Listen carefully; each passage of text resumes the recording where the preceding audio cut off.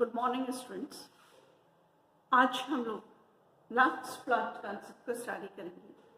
कल हमने आपका ब्रोंस्टेड-लॉरी कंसेप्ट करा था। ब्रोंस्टेड-लॉरी कंसेप्ट जो हमारा था वो हमारा प्रोटॉन डोनर और एक्सेप्टर के सिद्धांत पे बेस्ड था।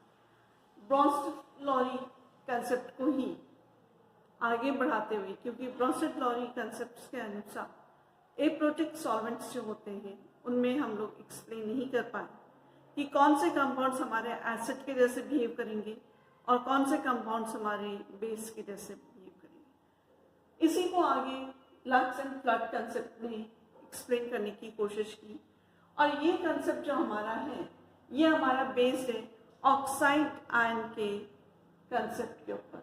यानी कि अगर हम बात करते हैं तो एडजेड ब्लास्ट जो है उन्होंने 1939 में ये कंसेप्ट दिया, जो कि हमारा ऑक्साइड आयन के डोनर या एक्सेप्टिंग टेंडेंसी पे बेस्ड था। इसी को फर्दर एच फ्लड ने 1947 में इसको एक्सटेंड करा और ये बताया कि इस कंसेप्ट के अनुसार एसिड हमारे वो सब्सटेंस हैं जो कि आपके ऑक्साइड आयन को एक्सेप्ट करते हैं, और बेस हमारे वो सब्सटेंसेस हैं जो कि ऑक्साइड आयन को डोनेट करते हैं।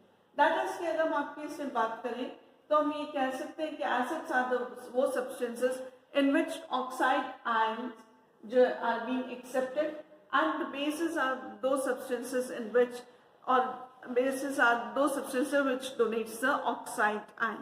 Now इस concept को ही आगे अगर हम explain करना चाहें तो इस concept के अनुसार अगर हम बात करते हैं तो एसिड हमारे क्या हो गए, आपके ऑक्साइड आयन एक्सेप्टर हो गए और बेस हमारे ऑक्साइड आयन डोनर हो गए। तो यहाँ पे अगर हम आपको कैल्शियम ऑक्साइड की रिएक्शन करवाते हैं SiO2 यानी सिलिका के साथ, तो हमें कंपाउंड फॉर्म होता है CaSiO3।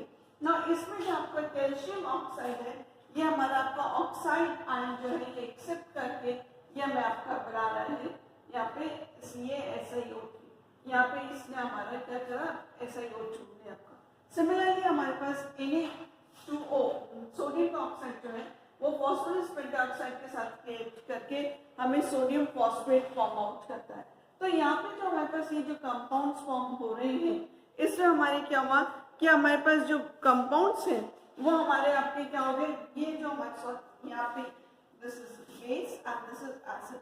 तो हमारे यहाँ पे जो है कैल्शियम ने हमारा क्या करा, ऑक्साइड आयन डोनर करा, और इसने हमारा SiO2 ने एक्सेप्ट करके ये हमारा आपका क्या बन गया, एसिड की वजह से कंपाउंड SiO3। सिमिलरली आपका जो सोडियम ऑक्साइड है इसने भी आपका सोडियम ऑक्साइड आयन डोनेट करा, एंड ये P2O5 के साथ रिएक्ट आउट करके हमें आपका क्या बन गया, फॉस्फेट आयन हमारा फॉर्म आउट हुआ।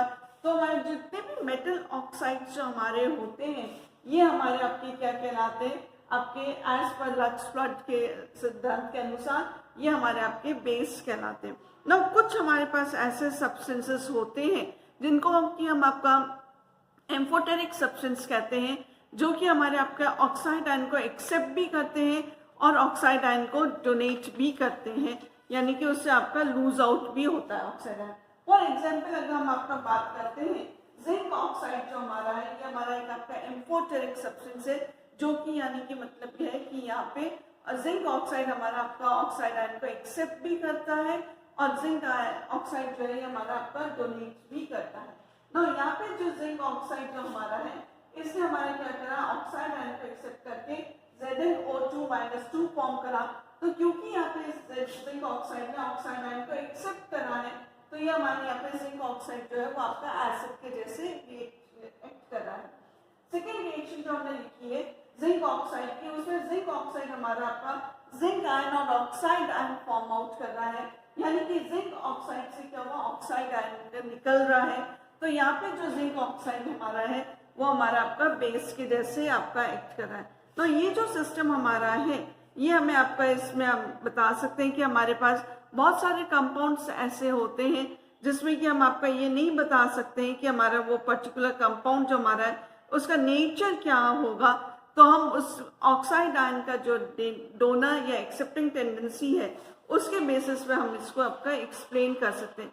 नॉर्मली लक्स फ्लड थ्योरी जो कंसेप्ट है ये कंसेप्ट हमारा आपका सिरेमिक्स और मेटलर्जी के जितने आपके रिएक्शंस है उनको एक्सप्लेन करने के लिए काम में लिया जाता है।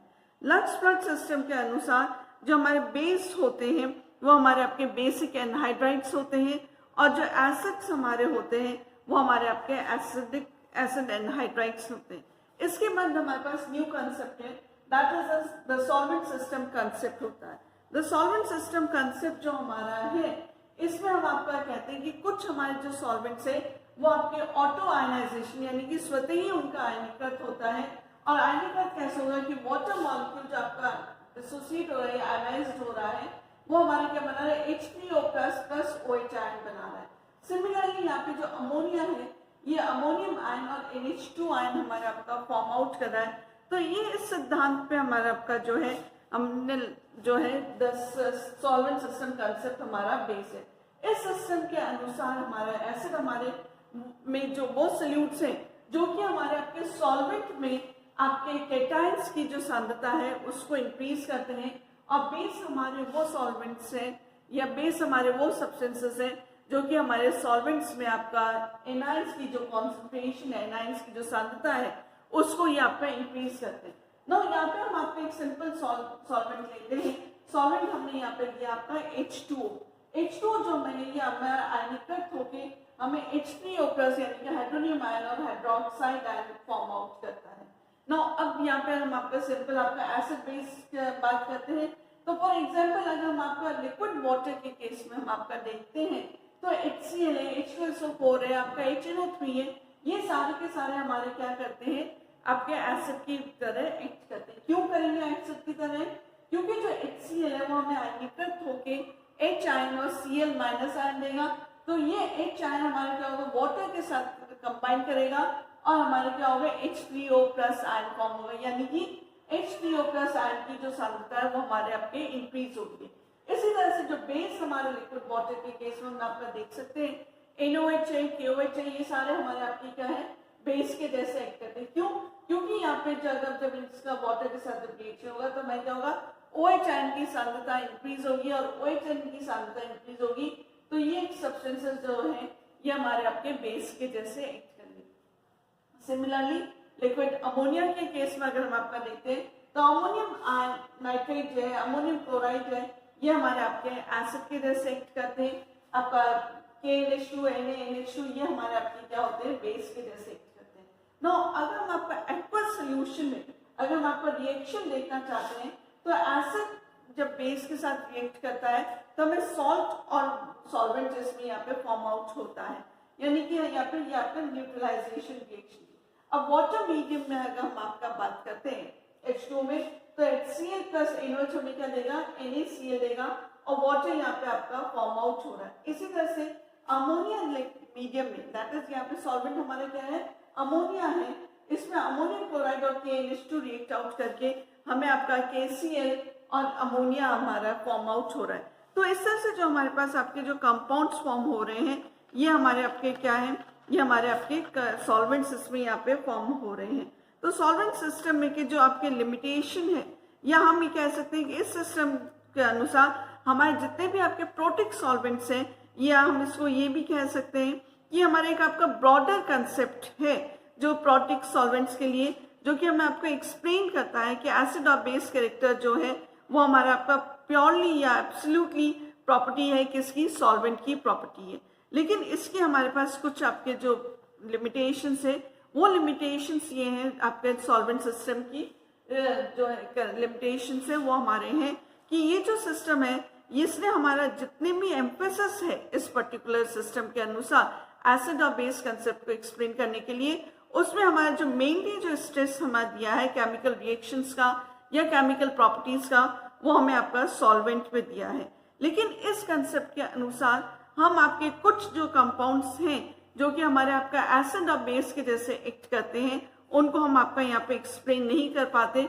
For example reaction of boron trifluoride and ammonia के रिएक्शन से जो हमें आपका कंपाउंड मिलता है, एक अडक्ट हमें मिलता है BF3NH3, जिसमें कि आपका नाइट्रोजन जो है अपना lone pair of electron boron के साथ शेयर करता है। इस तरह के जो रिएक्शंस हैं या इस तरह के जो कंपाउंड्स हैं जहाँ पे कि ये आपका सॉल्वेंट सिस्टम में हमारे ये फिट आउट नहीं होते हैं, तो वो हमारे पास इसका एक ड्रॉबैक है ये जो कंसेप्ट हमारा है, ये हमारा एसिड बेस्ड रिएक्शन सॉल्वेंट जो है, इसमें हमारे जो है हम ये कह सकते हैं it does not exhibit the auto ionisation, self ionisation को ये एक्सप्लेन नहीं कर सकता। ना इसके बाद जो हमारे पास जो कंसेप्ट आता है वो कंसेप्ट हमारा है Lewis concept of acid and base, यानी कि साइंटिस्ट लुईस ने हमें जो कंसेप्ट दिया था उस बेसिस पे, इस सिस्टम के अनुसार या इस कंसेप्ट के अनुसार जो हमारे पास आपके जो इलेक्ट्रॉन डोनर और एक्सेप्टर, यानी कि कोई भी कंपाउंड हमारा इलेक्ट्रॉन डोनेट करता है या आपका एक्सेप्ट करता है, उस बेस पे इसको एक्सप्लेन करा गया। और इसको हम आपका कह सकते हैं this particular system is based on the electronic theory of valence पे, ये आपका बेस्ड है। नो इसमें अगर हम बात करते हैं लुईस एसिड और लुईस बेस के कंसेप्ट में, तो लुईस एसिड जो हमारे वो कंपाउंड्स होते हैं जो कि हमारे इलेक्ट्रॉन पेयर को आपका एक्सेप्ट करते हैं, यानी कि इलेक्ट्रॉन पेयर आपका ग्रहण करते हैं। ना दूसरा बेस हमारे वो कंपाउंड्स हैं जो कि हमारे पास इलेक्ट्रॉन पेयर हमारा जो है डोनेट करते हैं। ना अब जब ये प्रोसेस जब हो रहा होता है एसिड और बेस का आपका जो प्रोसेस होता है, तो ये यहाँ पे हमारे न्यूट्रलाइजेशन की अभिक्रिया होती है। न्यूट्रलाइजेशन कंसेप्ट हमारे आएगा, या ये प्रोसेस जो प्रक्रिया है ये आपके उदासीनीकरण की प्रक्रिया है। और इस प्रक्रिया में हमें यहाँ पे आपका कोऑर्डिनेट बॉन्ड फॉर्म आउट होता है, यानी कि उपसर्ग संयोजक बंध हमारा बनता है। हम यहाँ पे पहले भी डिस्कस कर चुके हैं कि हाँ यहाँ पे जो आपका बॉन्ड फॉर्मेशन है हम इसको आपका कहते हैं कोऑर्डिनेट बॉन्ड फॉर्मेशन। इसमें हम आपका बात कर चुके हैं कि हमारा एक सिस्टम जो होता है जिसके आपका इलेक्ट्रॉन पेयर जिसके पास होता है लोन पेयर ऑफ इलेक्ट्रॉन जो कि आपका शेयर करता है दूसरे आपके कंपाउंड के साथ, तो जो हमारा जिसके पास लोन पेयर ऑफ इलेक्ट्रॉन है जो कि हमारा शेयर कर रहा है, यहाँ पे वर्ड डोनेट काम मिल दिया गया है, यहाँ पे वर्ड हम काम मिलेंगे शेयर, क्योंकि अगर वो डोनेट कर देगा तो उसका भी आपका ऑक्टेट इनकम्प्लीट रहेगा। सो the word electron pair share की यहाँ पे बात हमें करनी चाहिए।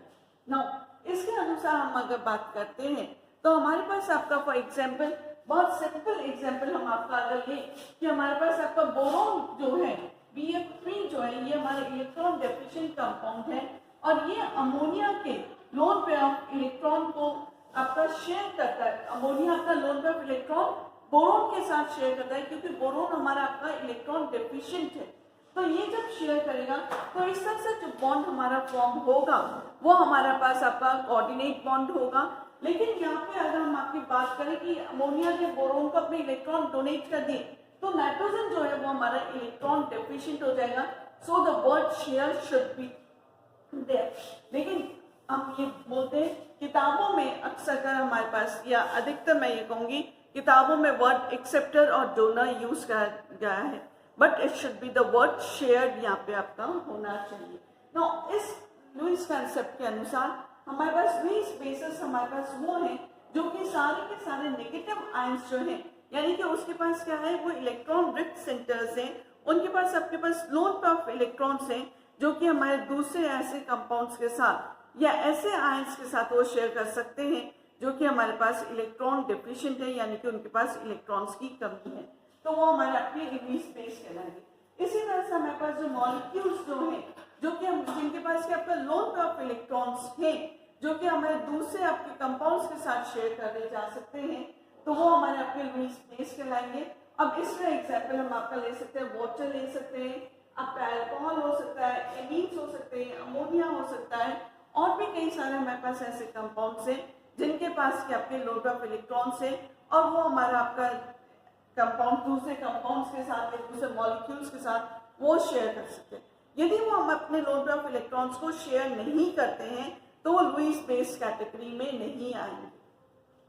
थर्ड हमारी कैटेगरी है ऑर्गेनिक मॉलिक्यूल्स जिसमें कि हमारे पास आपके पाई इलेक्ट्रॉन्स होते हैं ना। ये जो पाई इलेक्ट्रॉन्स होते हैं ये भी हमारे पास इलेक्ट्रॉन रिच सेंटर्स होते हैं और ये भी हमारे पास जो मेटल है या मेटल आयंस है उनके साथ भी आपके शेयर करते हैं, तो ये भी हमारे आपके लुईस बेस के जैसे एक्ट करते हैं। देन कम्स लुईस एसिड्स कौन से होते हैं?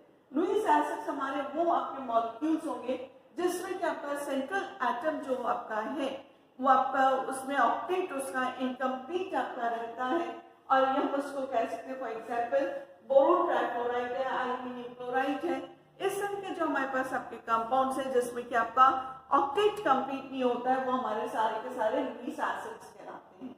देन सेकेंड कैटेगरी हमारे ट्रांजिशन मेटल्स और उसके जो आयंस हैं, ये भी आपके लुईस एसिड की कैटेगरी में आते हैं, क्योंकि ये आपके ट्रांजिशन मेटल्स आपके हैं या उनके जो आयंस हैं उनके पास आपके वेकेंट डी ऑर्बिटल होती है और वो अपने वेकेंट डी ऑर्बिटल में अपना लोन पेयर ऑफ इलेक्ट्रॉन्स जो है आपका इलेक्ट्रॉन रिच जो आपका स्पीशीज है उसके साथ ही आपका शेयरिंग होती है, वो शेयरिंग हमारी होती है वेकेंट डी ऑर्बिटल में हमारी शेयर होती है।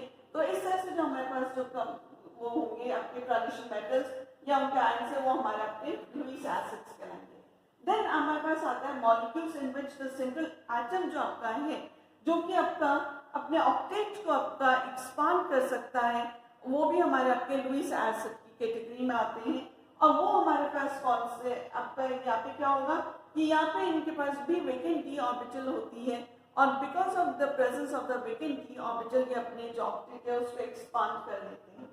इसके बाद हमारे पास आते हैं ऑक्सीजन जो में आपका ग्रुप है या मेंबर्स ऑफ ऑक्सीजन फैमिली है, वो भी हमारे पास आपके लुईस एसिड के जैसे करते हैं। कैसे करेंगे? क्योंकि जो ऑक्सीजन फैमिली होती है उसके आउटर मोस्ट शेल में सिर्फ 6 इलेक्ट्रॉन आपके रहते हैं, यानी कि 6 इलेक्ट्रॉन्स आर प्रेजेंट और वो अपने एक आपका लोन पेयर ऑफ इलेक्ट्रॉन आपका एक्सेप्ट करके, यानी कि आपके किससे एक्सेप्ट करेगा या उस स्पीशीज के साथ शेयर करेगा जिसके पास के आपके इलेक्ट्रॉन रिच आपका है, तो वो उसके साथ हमारा आपका जो है उसका शेयर करके हमें क्या बना लेगा, वो उसका ऑक्टेट कंप्लीट हो जाएगा। तो उसने भी आपका क्या हुआ इलेक्ट्रॉन पेयर का आपका दूसरे से आपका शेयर काउंट करा है, दूसरे स्पीशीज सॉरी ऑक्सीजन फैमिली के मेंबर के साथ शेयर करा है। तो हमारे ऑक्सीजन फैमिली के जो मेंबर्स हैं वो भी हमारे आपके लुईस एसिड्स होंगे। देन कम से इलेक्ट्रोफाइल्स आते हैं। इलेक्ट्रोफाइल्स हमारे पास वो स्पीशीज होती हैं जो कि हमारे पास आपके इलेक्ट्रॉन डेफिशिएंट स्पीशीज हमारे पास होती हैं, यानी कि उनकी जो लाइकिंग जो होती है वो हमारे पास इलेक्ट्रॉन्स की तरफ आपके उनकी आकर्षित होने की क्षमता थी। यानी कि फॉर एग्जांपल हम आपका बात करते हैं CH3 है, NO2 है, Cl+ है, इस तरह के जो हमारे पास आयंस हैं जो कि आपके इलेक्ट्रॉन डेफिशिएंट हैं, वो सारे के सारे क्या कहलाते हैं, इलेक्ट्रोफाइल्स कहलाते हैं। और ये इलेक्ट्रोफाइल्स हमारे भी लुईस एसिड के जैसे हमारे एक्ट करते हैं। नाउ अब इसमें हमारे पास जो इसकी जो यूटिलिटी है इस कंसेप्ट की, वो हमारे पास जितने भी नॉन प्रोटोनिक सब्सटेंसेस हैं या नॉन प्रोटोनिक आपके एसिड बेस्ड रिएक्शंस हैं, उसको आपका it can explain better than the Bronsted Lowry concept के से आपका उससे एक्सप्लेन कर सकता है। तो इसकी एक यूटिलिटी ये है। इसके बेसिस पे हम आपका जो है ये रिएक्शंस यहाँ पे हम बिना आपके सॉल्वेंट को कंसिडर करें एसिड बेस्ड रिएक्शंस को एक्सप्लेन कर सकते हैं। हमारे पास इसमें हमारे पास कई सारे ऐसे ऑर्गेनिक रिएक्शंस हैं जहाँ पे कि हमारे आपके जो लुईस एसिड है वो हमारे आपके कैटलिस्ट के जैसे आपके एक्ट करते हैं। फॉर एग्जाम्पल आप लोगों ने पढ़े हुए हैं ऑर्गेनिक केमिस्ट्री में, जहाँ पे कि हम आपका बोरोन ट्राइफ्लोराइड या एल्यूमिनियम क्लोराइड्स जो हैं इनको हम आपका कैटलिस्ट के भांति हम या इस कैटलिस्ट के जैसे हम आपका यूज कर सकते हैं। ये जो सिद्धांत हमारा है ये हमारा आपका एसिड बेस का जो सिद्धांत है लुईस ने दिया, इसमें हम आपका जो है जो सॉल्वेंट का जो नेचर है उसके ऊपर ही आपका डिपेंड आउट नहीं करता है।